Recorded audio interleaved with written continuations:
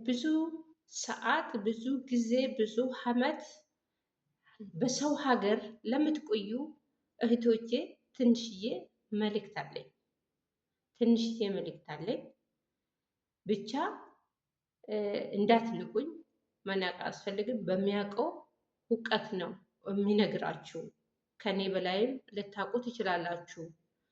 ለትንሽ እንደው ከልጅ እንኳን አንድ ቃል የሚወስዱት ትልቅ ሰው ይኖራል።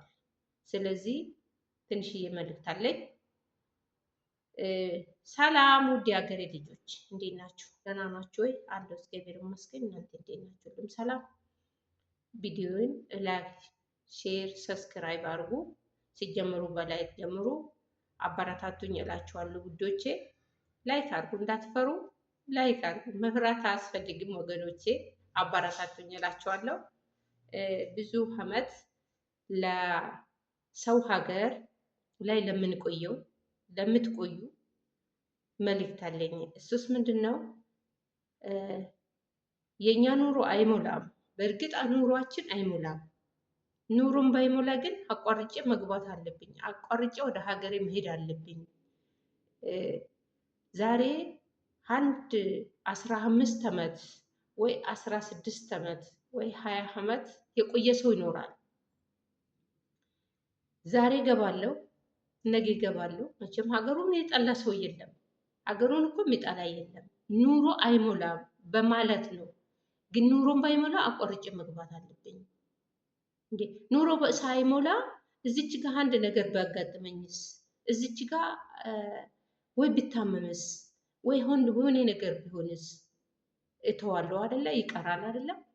ግን ከዛ በፊት በቃ እኔ መጀመሪያ ሲመጣ 2 ዓመት እሰራለሁ ብሎ ነው የሚመጣ አንድ ሰው። 2 ዓመት ወይ 3 ዓመት 4 ዓመት በቂ ነው። 4 ዓመት ከሰራ በኋላ ቢመቸኝ ሄጄ የሆነ ነገር ብሬን አካውንቴ ላይ ከሚያስቀምጥ የሆነ ነገር አድርጌ ተመልሼ ቢመጣና 1-2 ዓመት ብሰራ ጥቅም ነው። ግን ሁሉም ላይ 6 ዓመት 7 ዓመት በቂ ነው። አንደኛ ሳታገቡ ሳትወልዱ የመጣችሁ ሊኖራችሁ ትችላላችሁ። የሴት እድሜ ደግሞ የተወሰነ ጊዜ ነው ለማግባትም ለመውለድም የሚበቃል። ሰዓታችን ካለፈ በኋላ ቢቆጨን ምን የምናመጣው ነገር የለም። ግን ከወዲሁ ማሰብ አለብን። አለ ጊዜ ማንም የሚያገባሽም የለም። አለ ጊዜ መውለድም የለም። እህቶቼ ኑሮ አይበቃ። ኑሮ በቃ ኑሮ ነው።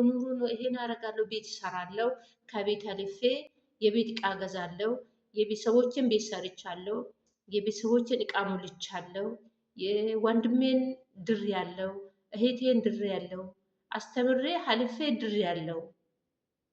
አሁን ደግሞ የራሴ ቤት ወይ ሰራለሁ፣ ከዛ ደግሞ እቃ ሞላለሁ ካልሽው 20 ዓመትም አይበቃሽም። 20 ዓመትም ስለማይበቃን አቋርጬ እገባለሁ። በልኩ ማድረግ ከአሁኑ ከጊዜው እዛ ውስጥ ያልደረሳችሁ ወደ 20 ወይ 16 ወደ 18 ያልደረሳችሁ ከወዲሁ ማሰብ አለባችሁ። ራሳችሁን መጠበቅ አለባችሁ። እናንተ ግን ይሄን ሁላ እድሜ በሰው ሀገር አሳልፋችሁ በሰው ሀገር ጨርሳችሁ ሲገቡ ውስጣችን አልቋል። ውስጣችን ስላለቀ የሆነች ሱቅ እንኳን ከፍቼ እሰራለሁ ብል ያ ያስተማርሽው ወንድም ወይ የቤተሰብ ግቢ ላይ ነው ቤት ሰርተሽ እሰራለሁ የምትይው፣ ያ አስተምረሽው የዳርሽው ወንድም አይወድሽም። ያ አስተምረሽው የዳርሽው እህትሽ ላትወድሽ ትችላለች። ያ ስትረጂ የነበርሽው አባትሽ እናትሽ ላይወዱሽ ይችላሉ። ለምን?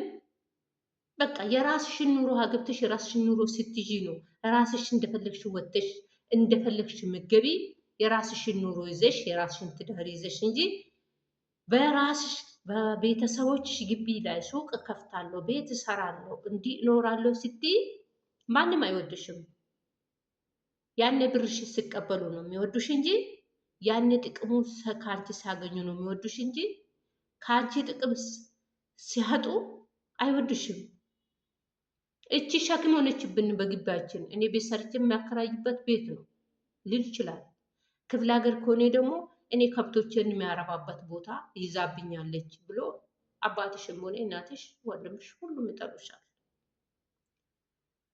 ስለዚህ የራሴ ኑሮ ብቻዬን የራሴ ኑሮ የራሴ ትዳር ይዤ እድሜው ሳይሄድ የራሴ ኑሮ ይዤ የፈለገ ቢደረግ እንደፈለግ በቤቴ እንደፈለግ በኑሮዬ እኖራለሁ። ይሄን አትርሱ። ይሄንን ሁሉ እንድታስታውሱ። ይሄ ትክክለኛ እውነት የሆነ ነገር ነው። ስለአዩት እኔ ላይም ባይደርስ ወይ ጓደኛዬ ላይ ደርሶ ይሆናል፣ ወይ ዘመዴ ላይ ደርሶ ሊሆን ይችላል። ስለደረሰብን ስለማያውቀው ነው ይሄንን የሚናገራችሁ። ይሄ መሆን የሚገባ ምንድን ነው? በጊዜ ሲገቢ ነው ትዳር የምትይዡ፣ በጊዜ ሲገቢ ነው ልጅ የምትወልጂ። አንደኛ ደግሞ ሳታገቢ ሳትወልጂ ስትቀሪ አቅምሽ የደከመ ለታ ማንም ዞር ብሎ የሚያይሽ የለም። ወንድምሽን አስተምሬሹ ድሬሹ የልጆቹ እሱ ልጆች ሊኖር ይችላል። ልጆቹ ምንም አያደርግልሽም። አንቺ ያን ሲበሉሽ ወይ ብሩሽ ሲቀበሉሽ እንጂ የሚወዱሽ ከዛም በኋላ ማንም ዞር ብሎ አይሽም። ይሄንን ራሳችሁን መጠበቅ አለባችሁ። ይሄ ራሳችሁን አሁን ነገ ማን አለልኝ ባይሆን በጊዜ ገብተሽ አንድ ሁለት ልጅ መውለድ አንድ ሁለት ልጅ ግዴታ ወልደሽ ማሳደግ ግድ ይላል። ከብር በላይ ንብረትሽ ልጆችሽ ናቸው። ንብረትሽ ልጆችሽ ናቸው። ያደጉ ጊዜ አንቺ ያረጀሽ ያደከመሽ ጊዜ ዞር ብሎ የሚያዩሽ ልጆችሽ እንጂ የወንድምሽ ልጆች ወይ ወንድምሽ ወይ እህትሽ ወይ እህትሽ ልጆች አይደሉም። የራስሽ ልጆች በጊዜ ገብተሽ ሀግቢና ውለጅ እህቴ። ይሄንን ነው የሚመክራችሁ እህቶቼ፣ ወገኖቼ። ልጅ ከሌላችሁ ልመና ነው የምትወጡት፣ ወደ ቤተ ክርስቲያን ነው የምትሄዱት። አረብ ሀገር 20 ዓመትን ብትኖሩ ምንም ጥቅም የለም። ቤትም ቢኖርሽ ማንም ዞር ብሎ ምንም ያደርግልሽ ሰው የለም፣ ውሃ የሚቀዳልሽ ሰው የለም። ግን አንቺ ወልደሽው ያሳደግሽው ልጅ ከሆነች የፈለግሽው ድሃ ብትሆኚ አትጠላሽም። ይሄን በጭንቅላታችሁ ውሰዱ። የእውነት ይሄን ጭንቅላታችሁ ውሰዱ፣ ውስጣችሁ አስቀምጡ። የራስሽ ልጅ ያልሆነችው ምንም አታደርግልሽም፣ ዞር ብላም አታይሽም። ይሄንን አስቡ። በሰው ሀገር ብር እየሳደዳችሁ ዛሬ የሰው ሀገር ኑሮ ደስታ ሆኖ እየተቀመጣችሁ ንቁ። እውነት አንድ ወንድማችን ቲክቶክ ላይ እንደሚያስተምረው እውነት ለእኛ ትምህርትም ሆኖናል፣ ለሌሎቹም ትምህርት እንዲሆን ነው። እውነት እሱ ትክክለኛ ነው የተናገረ ያለ ሳሚ ወንድማችን ሳሚ እንደተናገረ ንቁ ብሏል። ንቁ። ካልነቃችሁ የሰው ሀገር ላይ እዚህ ቆሻሻው ናችሁ ነው የሚቀሩት። ይህንን ነው የሚመክራችሁ። በጊዜ ንቁ፣ ወደ ሀገራችሁ ግቡና አግቡና ውለዱ ብለዋል። እውነት ነው። እኔም ደግሞ ይሄን ነው የሚመክራችሁ በሚያውቀው አቅም ማለት ነው። እና በተረፈ ሰላም ቆዩልኝ፣ ሰላም ሁኑ። ቪዲዮ ላይክ፣ ሼር፣ ሰብስክራይብ አድርጉ፣ አበረታቱኝ። ንቁ፣ ሰው ሁኑ፣ ተቀየሩ። እውነት ነው ብላችሁ አትናቁ። ሰው እውነት ነው ብላችሁ በጭንቅላታችሁ ውሰዱ። ይሄንን ነው የምንፈራችሁ። ሰላም ቆዩልኝ።